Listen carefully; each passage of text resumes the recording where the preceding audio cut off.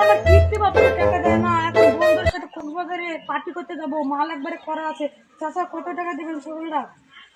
দেখি টাকা নিয়ে তাই আব্বা, ছাগল তো সিলেন দিলে চলে গেছে। আরে আমার ছাগলটা পাশেনি তো, পাশেনি মনে হয় আমার ছেলে লেগেছি করাতে। আরে এটা আমার ছেলে না?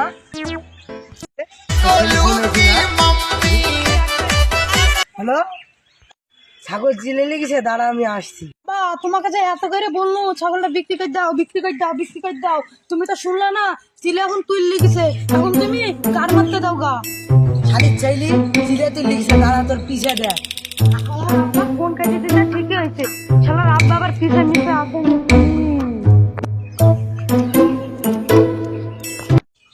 আব্বা তুমি